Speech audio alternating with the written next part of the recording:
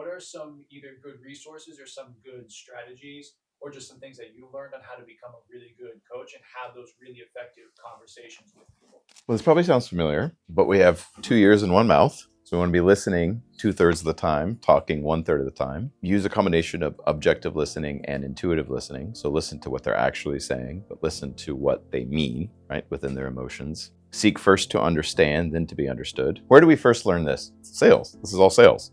It's the same thing. But being a good coach is being able to identify their problems and identify where their needs are, which is the same thing you learn in the field, right? It's just, I would offer the same thing as in sales, though this doesn't always intrinsically come to people. Being a good coach is also removing yourself from the equation. I would offer being great at sales is also removing yourself from the equation, but plenty of people thrive in sales by forcing themselves into the situation. I just don't think long-term that's going to be a benefit. Everybody understand what I mean by removing yourself from the equation? Simply, it's just not about you. Solve for you by removing yourself from the equation. So I've coached people out of the business, not because it was what was necessarily best for me, but what was best for them. I've said no to people in the field, even though I would have benefited from them saying yes, and they wanted to say yes because I didn't think it was a benefit to them. That's removing yourself from the equation. You're not solving for you. Unfortunately, lots of us suck at coaching because we're trying to solve from what we want from them, not what's best for them. But people will generally trust you more when you realize you're willing to be as objective as you possibly can. Now, I think we asymptotically approach perfection and objectivity. It's not something that comes easy to the human experience because we all come with a certain level of bias and subjectivity to our perception.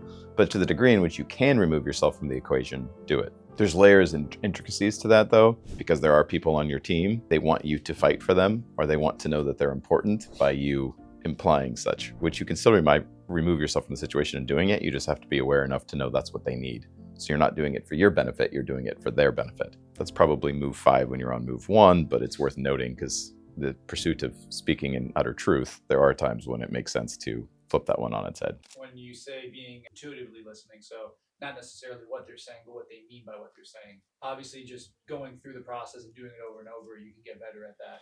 You do it in the field right now. You just probably don't, maybe you do or don't realize you're doing it, but you're listening to what people are saying, but you're also paying attention to what they're not saying and what they mean by what they're not saying, right? Learning the buying signs is very often intuitive listening because it's a lot of things that aren't necessarily directly said. You pick up on by their mannerisms, their tone, their cadence, and the things they're literally not saying. It's the same thing with people. You can hear what's going on with them, even if they don't want to say it, right? So maybe they're having a hard time at home with their girlfriend or their boyfriend or something, and they're not really saying that, but they're saying other things that let you know there's more to the story than what they're saying.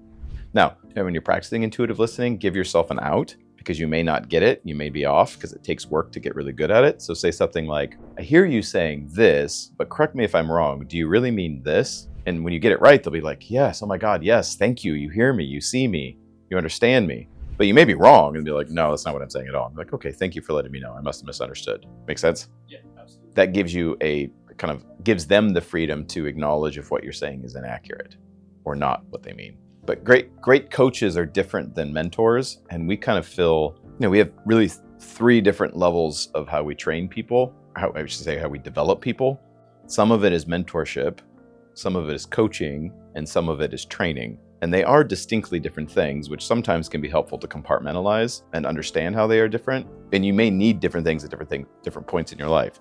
So I'll explain. Mentorship, somebody who's mentoring someone else, their general goal under the guise of mentorship is to make them a mini them, right? I'm going to teach you everything I know. Act, behave like I do. So that the mentors more often than not want you to do what they tell you to do, right? Which is sometimes that's called for. Sometimes that's not called for, but that's what a mentor is. A lot of people will say, I want a mentor, and it's not really what they want. If you look up the word mentor and you understand its context, it's to make them a mini you, right? Tell them what to do and for them to emulate what you've done to get to your level of success. So mentorship can be useful. It's not the same as coaching.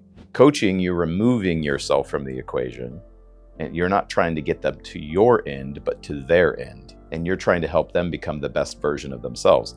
And the tools you use for coaching, it isn't necessary that you know anything really about their industry, their specialty, their skill set, as it applies to knowledge and development, because you're not there to develop those things. You're there to get them to think differently about what they're doing. So it really is asking a lot of questions. See the difference? And then training is very tactical. Training is showing somebody how to do something. And so we generally put all of that under coaching, but they are distinctly different hats. And you may go in different phases with people based on where they are in their journey and development.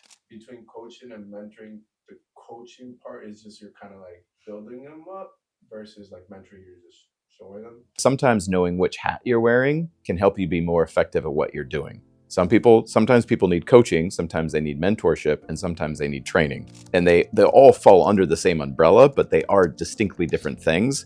And if you're aware of which one they need, it's easier for you to put on that hat.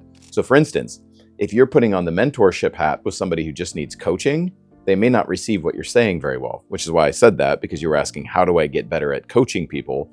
It comes back to really understanding what they need. And sometimes they need D2 coaching, sometimes they need D3 coaching, sometimes they don't need coaching. And so knowing which hat you're wearing based on the person is how you get more effective at reaching them. So in review, you could just, using the SL2 model would help quite a bit, but understanding it, mentors generally want to create mini thems.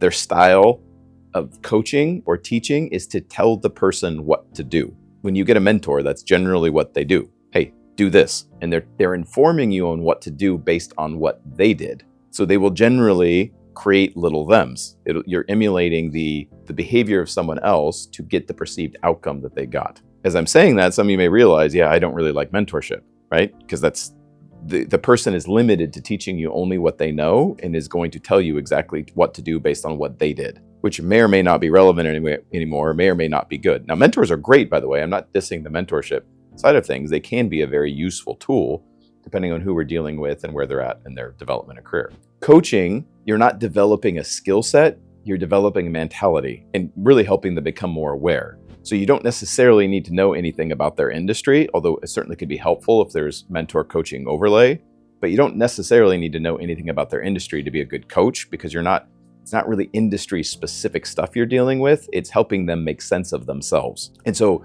coaching is asking a lot more questions than anything. And then training is very tactical. The other one is consulting, and consulting is telling them what to do based on what they are their outcome, which is somewhat like mentorship, but it's more broad or general and more like tactical in its execution, but you don't do anything, right? So business consultants get paid lots of money to come in. This company goes, hey, we're in the middle of this big transition project, or we're in the middle of a cultural change. How do we do this effectively? They come in and go, do this, do this, do this. Make sure you get rid of this, remove this, add this person, $500,000, thank you. And then they're usually done. The implementation, they're not, more often than not, involved in. Just telling the person what to do. The only reason I went into that is just so that sometimes it's not clear to us what hat we're wearing based on what the person needs. And the more conscious we are of that, the more effective we can be with that person, which goes back to your question about how do I become a much better coach? It's understanding what the person needs. When we don't know what the person needs, we default to he who's good with a hammer sees everything as a nail. We do what we're best at. Anybody who's been in a long-term relationship that is not androgynous, meaning there's usually one masculine and one feminine figure in the relationship, knows this unconsciously, whether they do or not. So just painting this story, let's say you're in a long-term relationship, you play the role of the masculine in that relationship, and you go home and your partner, who plays the role of the feminine, is bitching and complaining about something or just venting to you. You're sitting in your masculine, you really don't understand what's going on. What is going to be the thing you're naturally going to do when you listen to your partner bitch and complain about something? What are you going to want to do? Fix it, right? You don't know any other way to be. Oh, I'm in the masculine. This is what we do. We fix shit. And then suddenly we're in an argument with our partner and we don't even understand why. We were there to help. And we're like, what the fuck? I was just trying to help you. How did it turn into this mess? Anybody relate to this? Seen this happen? That's because you were wearing the wrong hat. They didn't need your help, but you received the way they were talking as if they needed their help. All they really needed was somebody to listen so they could process. Once you realize this will save you so much time and energy in your relationship and add to the quality of your relationship. You can just listen. Okay, maybe ask a few questions if they're relevant. And then at the end go, are you interested in any advice or direction on this? And they may go, no, I think I got it. Thank you for listening.